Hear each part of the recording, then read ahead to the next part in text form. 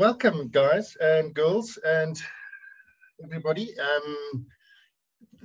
Obviously the title is Q&A. We've done this a few times before. So Adrian and Steve, guys, feel free to jump in anytime you like. But as I say, we have got a couple of questions just to start the ball rolling. And these couple of questions are actually what come up quite often. Not so much come up as questions, yes, but also what we find out in the field often is just a little bit misunderstood. So earth bonding, the bond strapping, the actual, whether it's the strapping or the 2.5 millimeter earth wire, ground wire, must it go to both hot and cold? The answer is yes. It needs to be bonded from the earth connection at the isolator switch to the geyser, and then from the geyser to the hot and the cold. However that's done, now I'm not an electrical expert, but so I'm not going to get into the amount of resistance that needs to be measured across these bonds or how to measure them. But there is a measurement. If you interrogate it enough, the resistance needs to be of a certain level or at a certain level. But to answer the question directly, yes, both hot and cold water pipes must be bonded to the geyser and then in turn to the electrical isolator. The next question is, which we get often in the field, there's a misunderstanding as to the configuration of the hot water, that 700 millimeter story with the hot water vacuum breaker. If there isn't enough space above the geyser to put a 300 millimeter riser, what do I do? How do I configure the pipe work in order to achieve that 700 mil, and then I can drop my vacuum breaker down onto the pipe work? Okay, so to help with that, and guys, feel free to jump in anytime. But to help with that, I've got a couple of slides to show you. So this is a conventional installation, right, where you've got enough space and you've got the 300 millimeter riser from both on the hot and the cold. Remembering, of course, that which is not really valid or pertinent to this particular discussion, but if the cold vacuum breaker is of a 0.3 kPa opening, it can be lower. So that's your conventional, but now you haven't got enough space for your hot water vacuum breaker. So the standards then say, if you move the vacuum breaker connection point, in other words, the T-piece, 700 millimeters along the hot water supply pipe, and then you can tee it directly into the hot water supply pipe. So there's, from the hot water outlet of the geyser, you've got your hot water port and the actual supply pipe, which is supplying hot water to the points, 700 millimeters along that. Then you tee, and you can put your vacuum breaker right down onto the hot water pipe. So that is what is meant by those words. Now, there's a couple of other scenarios where we get it wrong. First of all, it is understood sometimes that it's got to be 700 mil away from the port and still 300. That's not correct. So that's not the intention. The intention is that you can then tee it directly into that hot water line and lower the height of that vacuum breaker. Okay, so that's the first mistake that we see out there.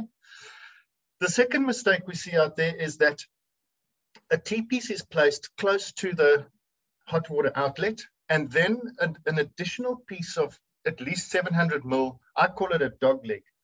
A dog leg is then installed, which is only a pipe attached to a vacuum breaker. It is not the hot water supply line. It's a dog leg only to the vacuum breaker, and then they put the vacuum breaker there. So that's also not what the standards intend. What the standards require is that you put it on the actual hot water supply pipe. Now, Adrian or Steve, if you want to jump in here, I know we have interrogated this and looked at it and asked a couple of questions and said, well, would this type of configuration actually prohibit or stop the vacuum breaker from working? And I think the answer is kind of no, it won't. It'll still fulfill its function. So it's not the biggest of train smashes, but it's not what the standards intended, it's not what the standards require. And then the next mistake that we come across, obviously, is that the vacuum breaker on that dog leg is installed horizontally. And that's a no-no. So no manufacturer of a vacuum breaker will tell you that it can be or should be installed horizontally. So that's obviously not acceptable. So I hope that clears up that particular 700 mil story. The next question is, why must there be lever valves between the tank and the panel on a solar system? So without having to quote exact chapter and verse in the standards, there's a basic premise in the general assembly of both the solar installation standard and if you look at the geyser installation standard, that components must be able to, or they must be installed so as to be properly, easily, and correctly maintained, replaced, or repaired. Now, if you have a panel connected to a geyser and you want to replace the panel, or for that matter, repair a leak on one of the bends on that flow and return pipe, that you've got to drain the geyser. Okay, you've got to drain the geyser completely, or you've got to cut the pipe, put a plug on, burn yourself, fall off the roof, and you get the picture. So the point is that if you're wanting to be able to effectively and easily replace components in a system, those components must be able to be isolated from one another. And if you are able to isolate the tank from the panel, that fulfills the requirements of that particular standard.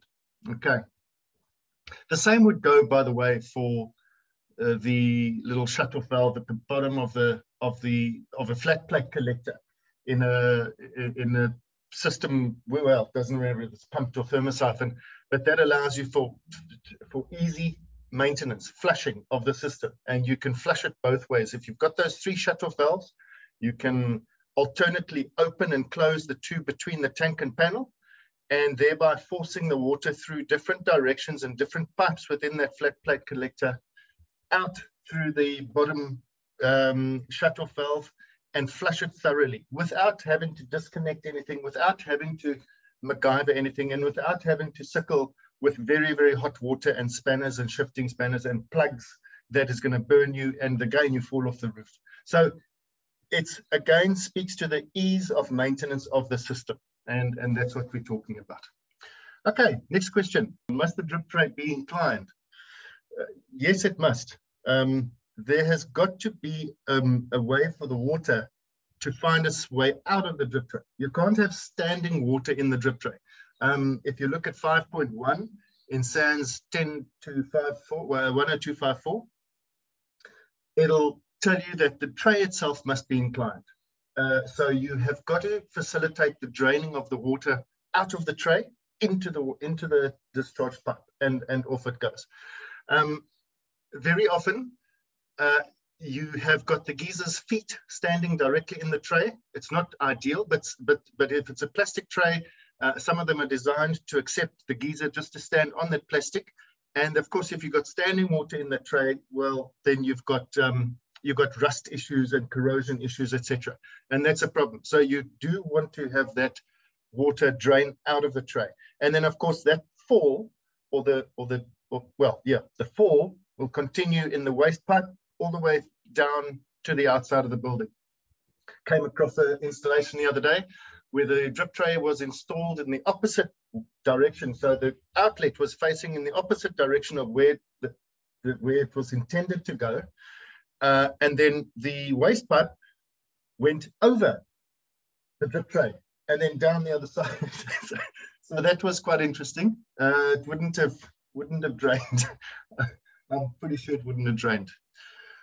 Next, Adrian Pullin, tell us why we can't use LDPE on a drip tray overflow. The LDPE is that black low-density polyethylene.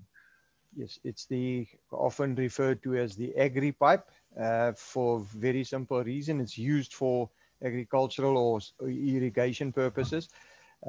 Even the HDPE, if you had to go back to the manufacturing standard SANS 4427, is for cold water use only. So at any time when you do have hot water, whether you're draining a faulty geyser or whether you just replacing something, you need to run hot water through that pipe, that the normal HDPE or LDPE will not be suitable for hot water use. So you'll find that they end up either sagging between the supports or simply refusing to run out because of the airlocks and whatever got created in that piece of pipe. So when it says agri pipe, that's what we use it for. We use it for irrigation on agriculture or cold water supply in the high HDPE one.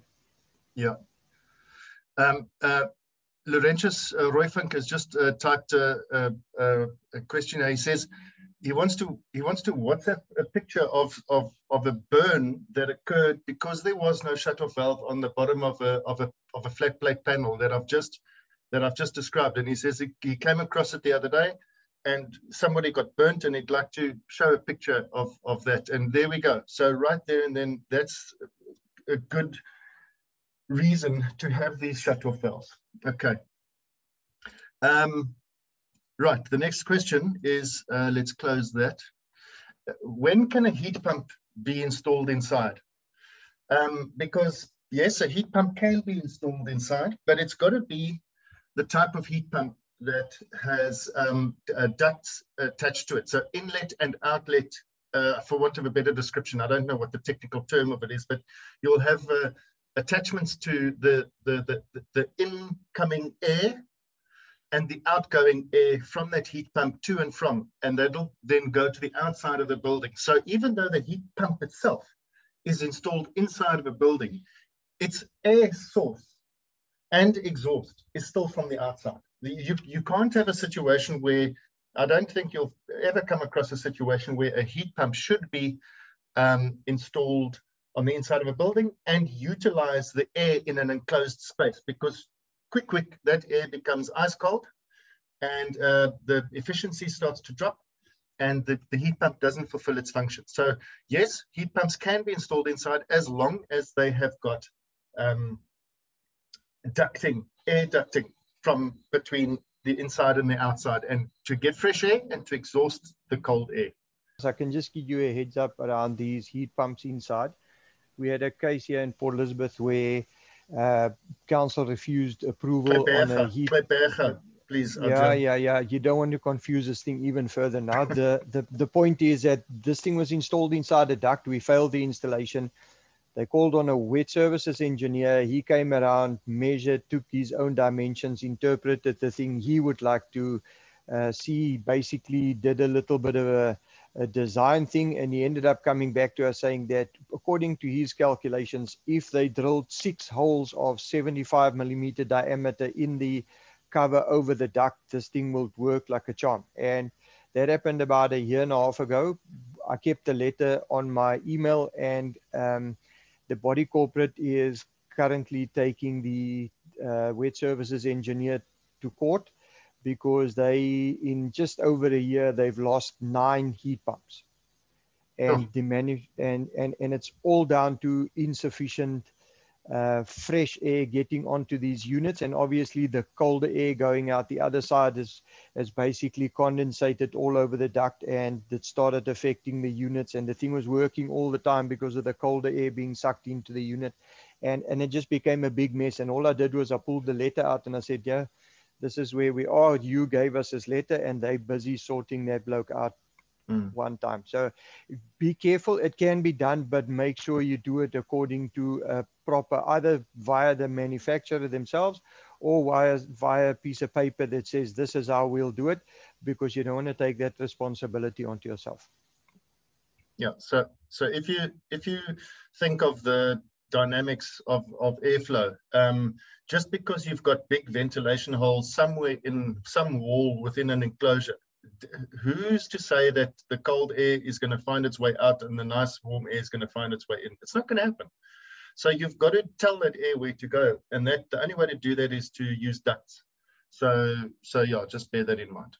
Okay.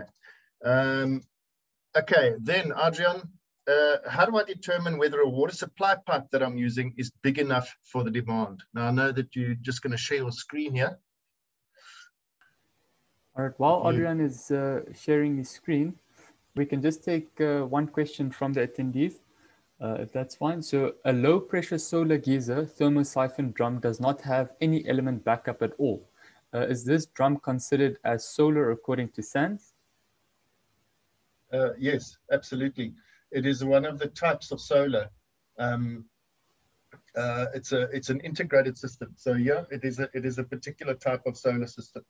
Yes, it is. So it is subject to all the relevant standards. Okay, perfect. Over to you, Adrian. Just on that question that was posed, this is from SANS 10252 part 1. We're not going to go into a math lesson. All you need to know is that QP is the probable flow, in other words, what you need in liters per minute, and the arithmetic sum of all blah, blah, blah other fittings that you're putting. There's a table 3 that gives you these values. The only reason this slide is up here is that for dwellings, and you'll find most of these factors are pretty much the same, and 0.5 to 0.7 does not make that big of a difference. So N is the factor related to probable simultaneous use. In other words, if you have 6 fittings in a house, the chances of all 6 of them being used at the same time is very, very slim. Okay, so there's a simple example of what a normal starter house would look like. You'd have an outside tap, toilet, basin, bath, shower, and a sink. If you add that, like this is all from table 3, it'll give you various rates, whether you design to them or actual flow rates or what the required flow rates would be. If you add all of those up, that would be the sum of those flow rates that was referred to on the previous slide. You can then grab your cell phone, it's easy enough, and you take the 85 liters that you need as a sum total of all the consumption, and to the factor of that 0.7, which is the simultaneous use, and then you'll find that you need 22.4 liters per minute to supply that installation properly.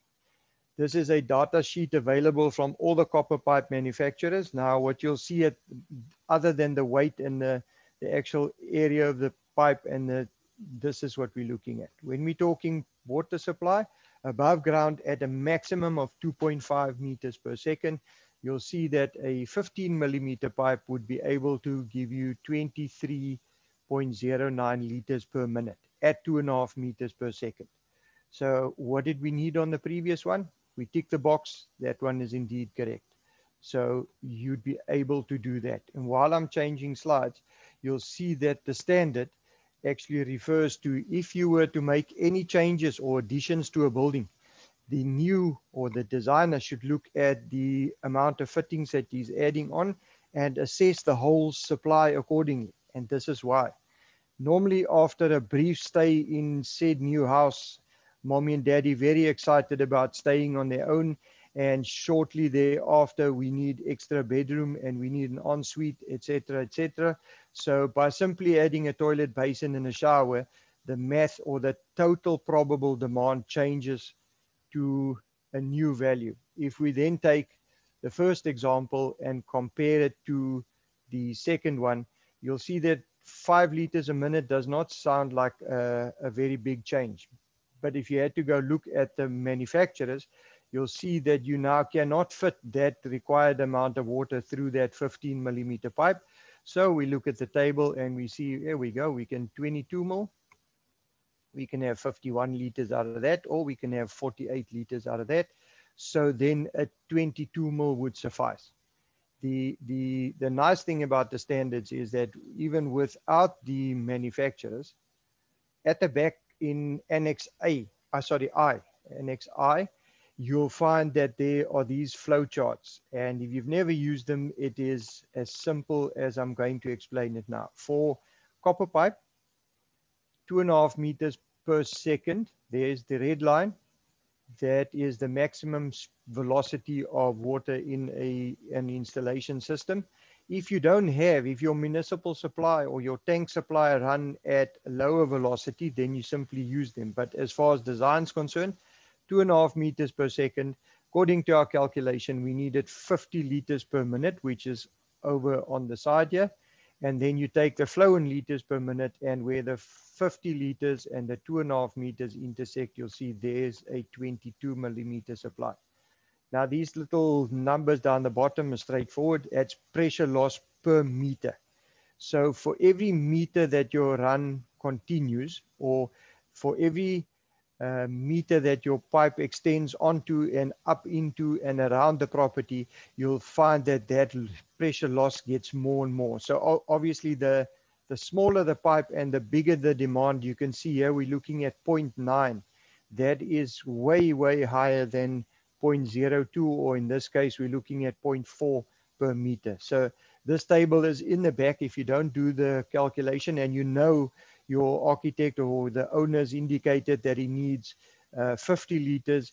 If you're looking at copper, you'll be looking at that line. And then the next page says when you're looking at polythene pipes or polyethylene pipes, the plastic version, you'll see what will happen is you can go 3 meters per second if you go below ground. And we still need the 50. So where these two tie up, you now need a 25 millimeter HDPE pipe. So are there any questions around the sizing? I know Patrick Gordon's got a nice thing that I think is a 2-part series where you actually look at it in more detail and you calculate the fittings or the loss of pressure through fittings and valves and meters. But in short, if you're looking at getting the sizing correct for your supply, that would simply be 4.2.2 in SANS 10252. Yeah, Adrian, just to add to that, it was encouraging. Yesterday, I received a call from a consultant, architect, whatever the case may be, and the plumber had put him onto this because he had actually gone and looked at the charts and everything else and the sizing, and it brought it to their attention. They were just phoning through to just confirm all of these things, and that's it. So it is encouraging when the plumber actually, has a look at these designs, see what's required, and then bring it to the attention of the relevant individuals in terms of the design. And that's just really being very proactive. And all of these things are there available to help us. So, 100%. And the most important thing is that in 9, I'm not going to accuse anyone of anything, but in 9.5 out of 10 cases, you'll find at the end of the project, if there's not enough water or the client's not happy with the flow rates in the fancy mixers that they bought upstairs, etc., the architect would be nowhere to be found. It'll be, Mr. Plumber, these things you installed, you must have installed them incorrectly, or Mr. Plumber, these things don't work, they're supposed to, and it becomes a big powwow because none of the things installed work like they should. Yeah, because this one was also relevant to gas. They were looking at gas heaters as being the alternative source for hot water. And when you did the calculations and trying to work it out, that's where it came in that there'd be starvation due to the demand in terms of water, etc. So, yeah, it was really good that the guys were being very proactive and bringing it to the attention straight away before the job starts, rather than, as you say now, at the end of the job. Yeah, I don't know if how many of the audience listen to the podcasts that are starting to go out, but I did a podcast the other day on the need for plumbers to have constructive interaction with the powers that be, and I say that in air quotes, on site. So the architect, the engineer, the client, the interior designer. The people that are there making aesthetic decisions are always at loggerheads with the trades, because the trades are saying we need ducts, and the oak is saying, well, there's no ducts in this building, so tough luck. So there's always room for a constructive discussion to take place when a trade is trying to do his trade correctly, and some aesthetic decision is stopping him from doing that. So that's where the communication, and it must happen before the thing gets built. As you say, it can't happen after the fact, because then it's just finger pointing. Yeah, I mean, I look at, my missus and I, we watch that, I don't know if everybody watches The Block. It's on DSTV or whatever, every night. And, and it's in Australia where they actually revamp, an old building, and, it's a bit of a competition. But for me, it's not about that. It's about the way in which the Australians, in terms of how they have to inspect sign off, everything else that gets done on that, and it's all, you know, upfront and done. And, you know, in a perfect world, certainly how it's done is that, you know, there's individuals, there's COCs for waterproofing, they have to be checked. So there's a massive amount that goes in, and what can be done if it's done correctly. And the communication is there that access is required, no matter how much it's going to affect the aesthetics. You know, you have to get to that. And that's the reality of where we are today. A lot of architects will go aesthetics over compliance, you know, and that's what we end up with. Yeah, exactly. Just before we end off, there's one more question I see from a Piwe here, and he says, how to fix a leak on a wall-hung toilet at the pan connector. Now, Piwe, I'll tell you that all wall-hung toilets, let me use the word most, not all, because some of them have got other different brackets. Let me say most modern wall-hung toilets that are installed in conjunction with a wall-hung cistern or an in-wall cistern. Those positions are predetermined, and there should be no reason why there should be any leak, because the pan connector which goes into the cistern, it's got its clips, it's got its locating clips that are there. The flush pipe goes into the back of the toilet, it's got its locating clips, the bolts are in place, it should be 100% lined up. The only reason I can think of that there's a leak at the pan connector of that toilet is because the original installer jimmied the sewer connection and didn't use the proper clips and the locating clips, and he's now used his own pan connector, maybe a Jolly Flex or something like that, and it's now leaking. And unfortunately, there's no quick fix for that. The way to fix that, well, okay, this is personal. It's my subjective thing. The way to fix that is to make sure that everything's stripped out to a point where you can then bring that sewer to a proper place, put the proper pan connector in there from the cistern manufacturer, and then reinstall that toilet from scratch. But that's just my thing. Otherwise, anything else, in my opinion, is just going to be a MacGyver and a Jimmy, and it's just, yeah. I don't know if there's any comments on that. Yeah, as usual, I think you've covered it all. Richard, Adrian, thank you very much.